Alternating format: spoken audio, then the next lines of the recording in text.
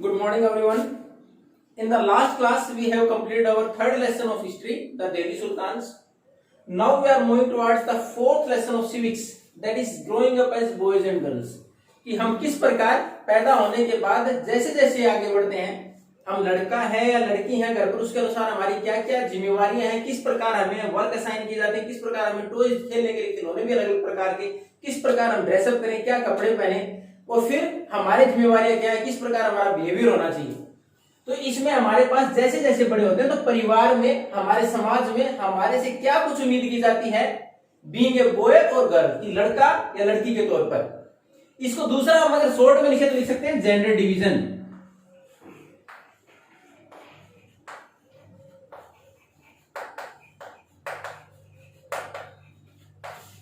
तो ये हमारा लेसन, इस लेसन में ये प्रयास किया गया कि हमारे समाज में किस प्रकार अलग अलग मान्यताएं हैं कि किस व्यक्ति किसको क्या काम करना चाहिए, किसके आधार पर, only on the basis of gender, की लड़का है कि लड़की, लड़की के लिए क्या सही है, कौन से काम सही है, क्या करना चाहिए, किस प्रकार के कपड़े पहनने चाहिए, किस प्रकार उसको बोलना चाहिए, किस प्रकार का उसका व्यवहार हो, और लड़कों के लिए क्या कुछ है।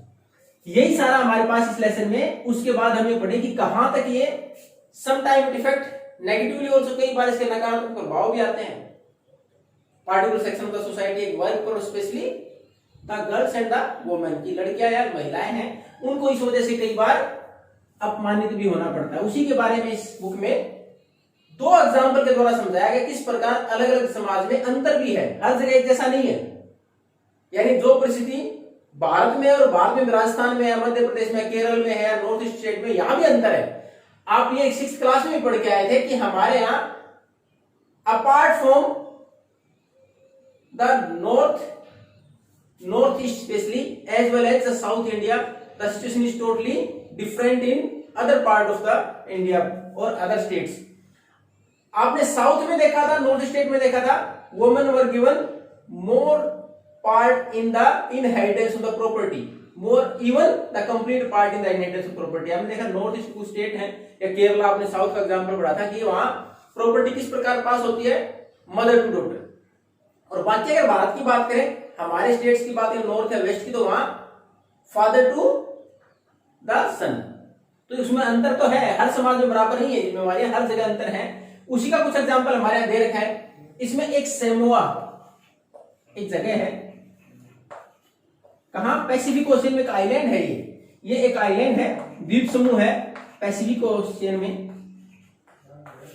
यहां जैसे ही किसी घर में एक बच्चा जन्म लेता है, उसके बाद जैसे जैसे वो बच्चा बड़ा होता है, when at the very beginning he after 1.5 or 2 years, साल, 1.5 साल, 2 साल के बाद जब बच्चा चलना शुरू कर देता है अपने पैरों पर, उसके बाद पेरेंट्स उसको अपने से अलग कर देते हैं। माता पिता की जिम्मेवारी नहीं रहती उस बच्चे को आगे बढ़ाना। उसको बाकी से कहां से सीखता है, from their elder brother and sisters, अपने बड़े भाई बहनों से।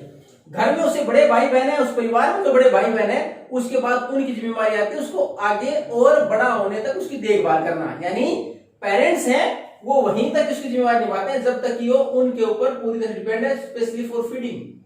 मुख्य तौर पर जैसे दूध पीता है बच्चा है छोटा, तो माता जी उसको उसी टाइम तक रखती है जब तक कि वो पूरी तरह उस माता के ऊपर डिपेंड है, अपनी मम्मी के ऊपर डिपेंड है।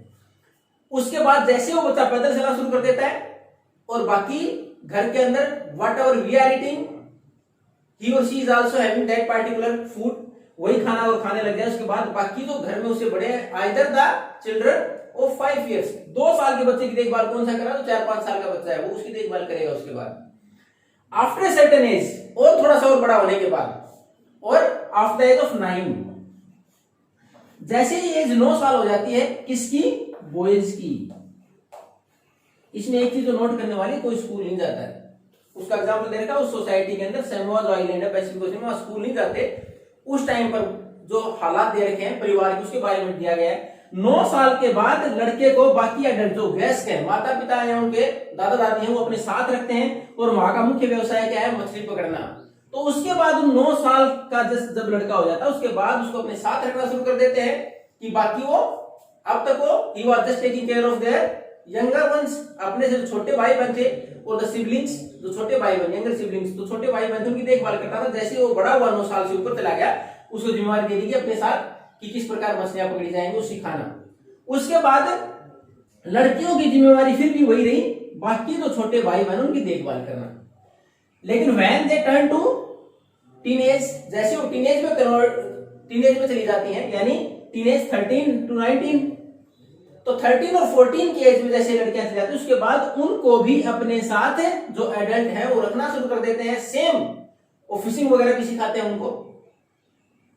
उसके बाद यानी यहां कोई ज्यादा अंतर नहीं है, और इसमें एक अंतर देखो कि हमारे जो सोसाइटी अलग कैसे है। उसके बाद जो खाना बनाया जाता है, there are separate cooking houses, की अलग बनाने की व्यवस्था। जैसे हमारे किचन होते हैं तो वहां पूरे सोसाइटी जो पूरा परिवार है बड़ा, उसके लिए अलग व्यवस्था होती है खाना बनाने की। Most of the work is done by the boys और द मेल कैंडिडेट, तो ज्यादातर काम लड़कों के द्वारा होता है। द फीमेल और the girls just helping out in preparing the food, उसमें केवल हेल्प करते हैं, बाकी ज्यादातर काम लड़के करते हैं। ये तो था सैमोआ का एग्जाम्पल, जहां समाज में जैसे ही उस समाज की जो व्यवस्था है जो शुरुआत से है, उसमें लड़का और लड़की को पैदा होने के बाद 1-2 साल तक पेरेंट्स रखते हैं। जैसे वो पैदल चलना शुरू करता है, उसके बाद उसके जो बड़े भाई बहन है 5-6 साल के, वो उनको अपने साथ खेलना कूदना, उनको बड़ा करना उनकी जिम्मेवारी है। जैसे ही लड़का 9 साल का हो जाएगा तो बाकी उसको साथ में जो मुख्य व्यवसाय है उनका जो गुजारा करने के लिए फिशिंग करना, उसमें साथ रखते हैं। जैसे ही लड़की 14 साल की हो जाती है तो वो भी फिशिंग वगैरह काम भी सीखती है, उसके साथ बास्केट वीविंग, टोकरी वगैरह बनाना भी सीखती है। लेकिन खाना बनाने की जहां तक जिम्मेवारी है उसमें ज्यादातर काम लड़कों द्वारा किया जाता है, लड़कियां केवल उसमें हेल्प करती हैं। अब दूसरा एग्जाम्पल है हमारे मध्य प्रदेश का, और मध्य प्रदेश क्यों ज्यादातर हमारे देश के ज्यादातर राज्यों में ऐसी व्यवस्था है। इसमें देखेंगे आपकी यहां शुरुआत में जो बच्चे हैं, यहाँ स्कूलिंग की व्यवस्था है, क्योंकि हमारे शिक्षा लगभग हर स्टेट में गवर्नमेंट की फैसिलिटीज है शिक्षा के लिए। तो जैसे जैसे बच्चे बड़े होते हैं उसके बाद 6th ऑनवर्ड, 6th क्लास के बाद, 6th नहीं प्राइमरी के बाद 6th क्लास से there are separate schooling for boys and girls. Madhya Pradesh की जो जगह दे रखी है वहां क्या है, अलग अलग व्यवस्था है लड़के और लड़कियों के लिए स्कूलिंग की, यानी स्कूल अलग अलग है, लड़के अलग स्कूल में जाएंगे, लड़के अलग स्कूल में जाएंगे। अब उसमें भी अंतर देखिए, लड़कियों के अलग स्कूल है, there is a courtyard in which they can play whenever they are going to get the games period और द स्पेयर टाइम और the lunch time, whatever it is, जो भी खाली समय मिलता है उनको खेलने के लिए। तो उस स्कूल के बीच में ही एक आंगन है जिसके चारों तरफ जो बिल्डिंग्स है वो है, और ये माना था उसके अंदर ही खेले, वो बाहर न जाए ताकि सेफ्टी रहे, सुरक्षा रहे। दूसरी तरफ जो बॉयज है उनके लिए बड़ा सा एक अटैच प्लेग्राउंड है, यानी स्कूल के साथ एक बड़ा सा ग्राउंड है खुला, उसमें आराम से खेल सकते हैं वो। एक अंतर तो लड़कियों को शुरुआत से ये बताया जाता है कि आप कहीं ना कहीं you are in a danger zone, कि हाँ कहीं ना कहीं आप लोगों को खतरा है, सुरक्षा का खतरा है, या फिर आप समाज में आपको इस नजर से देखा जाता है कि आप अलग रहें। जबकि लड़कों को फ्री छोड़ दिया गया शुरुआत से ही, यानी 6th ऑनवर्ड उनको फ्री छोड़ दिया गया, बराबर प्लेग्राउंड में कैसे ही खेलते हैं वो। लड़कियों को पहले से एक बाउंड्री सीमा बना दी कि आप इससे बाहर न जाएं सुरक्षा के तौर पर। दूसरा, जब स्कूल की छुट्टी होती है तो उसके बाद वो लड़कियां बिल्कुल स्ट्रेट लाइन में सैकड़ों की संख्या में स्कूल से निकलती हैं सीधा घर। दूसरी तरफ अगर बॉयज की बात करें, दे आर जस्ट वाचिंग और observing those girls to move in the streets, वो बाहर खड़े होकर देखते रहते हैं। उसके बाद they even play with their bicycles और डू डिफरेंट ट्रिक्स, साइकिल पर जा रहे हैं, हाथ छोड़ के साइकिल चलाना, एक हाथ से साइकिल चलाना, आड़ी तिरछी करते हुए साइकिल चलाना, वो उन गलियों के अंदर इस प्रकार खेलते रहते हैं। दे आर जस्ट प्लेइंग, उनमें खेलते रहते हैं, शरारतें करते रहते हैं। दे आर स्टैंडिंग आइडल, बेकार खड़े रहते हैं वहां। जबकि लड़कियों की जिम्मेवारी, लड़कियों को क्या सिखाया गया कि जैसे स्कूल की छुट्टी हो सीधा स्कूल से घर, बीच में रुकती नहीं। जबकि वो लड़कियां हर प्रकार की शरारतें भी करते हैं, गलियों में खेलते भी हैं, इस प्रकार एंजॉय करते हुए घर आते हैं। उसके बाद हमारे एक अगर बचपन से देखें तो हमारे यहाँ जब खिलौने दिए जाते हैं बच्चों को, तो उसमें एग्जाम्पल दे रखा है, girls are specially provided with dolls. आप देखते हो गुड़िया, छोटी गुड़िया लाके फिर उसको श्रृंगार करते रहे, उसमें कपड़े पहनाते, उसको ये अच्छा लग रहा है, उसकी इस प्रकार के हेयर स्टाइल हो तो वो अच्छी लगती है, उसके बाल ऐसे। और बॉयज को ज्यादातर वो खिलौने आइदर विद ए गन और द कार, जिसमें कि फ्री होके बच्चा ये देखे कि हाँ बाहर के एनवायरनमेंट के अनुसार सर्वाइव करना है उसको, वो चीजें सिखाई जाती हैं। वहीं से अंतर पैदा होना शुरू हो जाता है।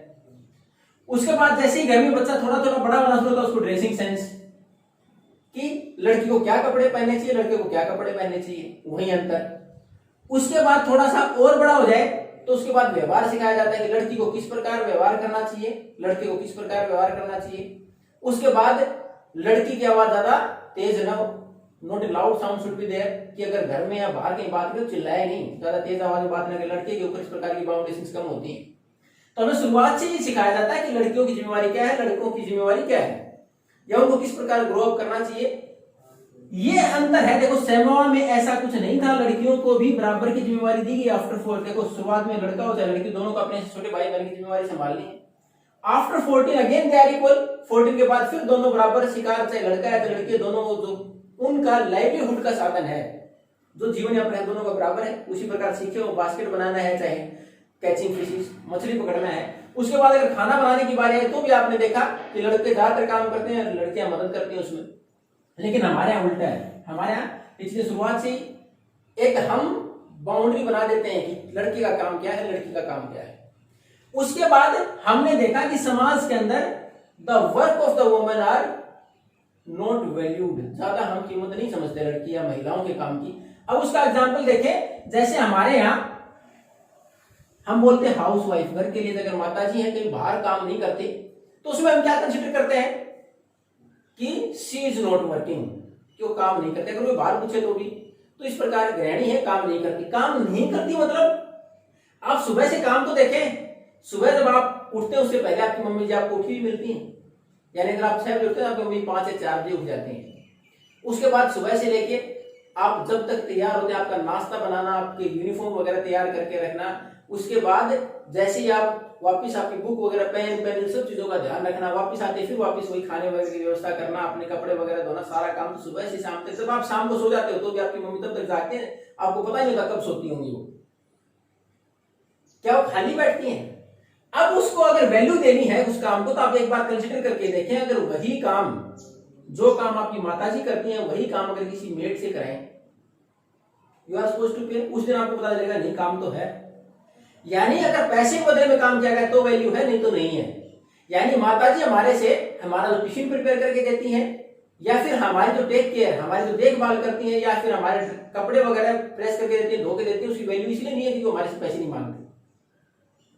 वैल्यू तो है।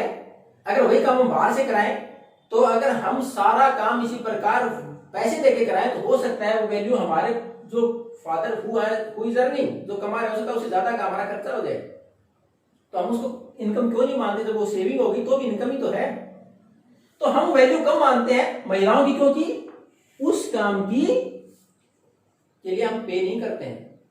ये हमारे समाज में अंतर है जो शुरुआत से हमने पैदा किया, और जिस प्रकार वो धीरे धीरे बढ़ते बढ़ते हमारे दिमाग में पूरी तरह से ये दिमाग में सेट हो जाता है कि बीइंग ए बॉय और गर्ल की हमारी जिम्मेवारियां क्या है, किस प्रकार व्यवहार करना है, किस प्रकार हमारे समाज में आगे बढ़ने के बाद जिम्मेवारियां रहेंगी। इसमें बाकी हम कुछ एग्जाम्पल के द्वारा पढ़ेंगे। आगे हम ये भी देखेंगे किस प्रकार समय के अनुसार समाज के अंदर ये जो हमारे पास इस प्रकार का की जो सोच है उसमें अंतर भी आता है। जैसे जैसे एजुकेशन बढ़ी है, अगर आप अपने दादा दादी या मम्मी पापा से पूछेंगे उनके समय में क्या परिस्थितियां थी, किस प्रकार का अंतर था, तो आप देखोगे वैसा आज नहीं है। सुधार तो हुआ है, वैसा आज नहीं है। और उसके बाद आगे अगर जनरेशन में देखेंगे तो हो सकता है और इंप्रूवमेंट, और कुछ समय के बाद ऐसा हो कि ये जो अंतर है खत्म ही हो जाए। समय के अनुसार सोसाइटी में अंतर आता है, और किस प्रकार आएगा हम अलग अलग एग्जाम्पल के साथ वापिस पढ़ेंगे। चलो, thank you and have a nice day.